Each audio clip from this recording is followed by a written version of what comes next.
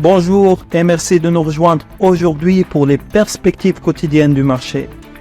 Notre salle des marchés va nous en dire plus sur les dernières actualités. La Réserve fédérale a laissé les taux inchangés, même si 3 responsables ont voté pour une hausse. Le président Kevin Warsh a déclaré que la Fed agirait pour atteindre son objectif d'inflation de 2%, tandis que les rendements obligataires progressaient, celui à 10 ans s'établissant à 4,677% et celui à 30 ans dépassant 5,2%. L'économie brésilienne a créé 100 000 emplois en juin, dépassant les attentes et rebondissant après le chiffre décevant du mois précédent. Ce rapport positif intervient juste avant que les banquiers centraux ne soient attendus pour réduire le taux d'intérêt directeur afin de stimuler la croissance. Le département de l'énergie des États-Unis a sélectionné 5 États dirigés par des gouverneurs républicains pour accueillir des déchets de combustible nucléaire en échange de milliards de dollars de soutien fédéral. La paire euro-dollar a connu une légère hausse de 0,1% lors de la dernière session. L'indicateur MACD donne un signal baissier. Le dollar australien a légèrement baissé de 0,2% par rapport au dollar lors de la dernière session.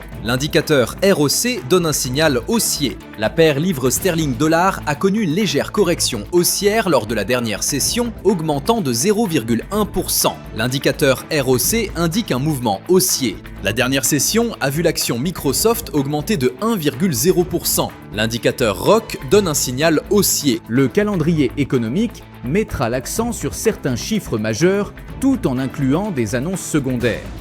Toutes peuvent peser sur les tendances. Ces indicateurs peuvent agir comme catalyseurs.